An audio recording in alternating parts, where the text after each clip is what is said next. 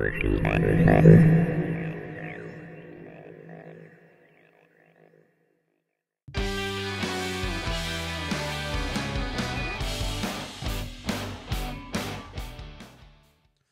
tout le monde, bienvenue sur Podcast Magazine. Aujourd'hui, on retrouve Gabriel. Salut Gabi, comment ça va? Salut Jean-Pierre, ça va très bien aujourd'hui. Eh ben super. Aujourd'hui, tu vas nous parler de quoi? Je vais vous parler d'un événement plutôt récent puisqu'il s'agit du port du masque. Allons-y, on t'écoute. Alors, bonne nouvelle en apparence, le port du masque n'est plus obligatoire au sein de notre lycée et d'ailleurs au niveau de tous les lycées de France. En apparence, c'est une bonne nouvelle. J'ai fait un sondage sur la situation avec une soixantaine de lycéens de Rostand et donc voici les résultats. 60% des élèves que j'ai interrogés sont rassurés par justement cette obligation qui a été levée. C'est vraiment un soulagement de pouvoir sourire à nouveau, redécouvrir le visage de tout et chacun. Et c'est compréhensible, en effet, c'est une excellente nouvelle. Mais il reste 20% des élèves qui sont mitigés ou alors qui sont indifférents tout simplement à cette situation.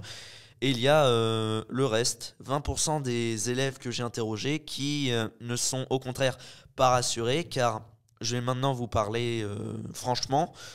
En effet, la crise sanitaire et cette histoire de Covid, ce n'est pas fini. Dans l'actualité, on parle de la guerre en Ukraine, mais cette histoire de Covid n'est pas terminée et c'est un problème majeur. Mais il y a aussi dans cette part d'élèves, des élèves complexés, étant donné que ce sont des élèves qui ont peur de montrer leur visage car ils ont peur de la critique. En effet, un élève sur 3 en France, et là ça tient d'un sondage que j'ai trouvé via mes sources, un élève sur 3 en France est soumis tout simplement à ces moqueries permanentes par rapport à son physique depuis qu'il ne porte plus le masque. Ces élèves complexés ne retirent plus le masque. Je ne trouve pas ça normal, étant donné qu'on vivait très bien sans masque à une époque qui nous paraît plus ou moins lointaine, mais qui est tout à fait récente. C'est important d'en parler en fait, parce que ces élèves, ils souffrent. J'ai pas envie de faire une campagne pour essayer de les aider, mais je tiens à vous dire tout simplement que il appartient à vous de vouloir les aider ou non, mais c'est un problème qui doit être réglé. Voilà, c'est tout ce que j'avais à dire.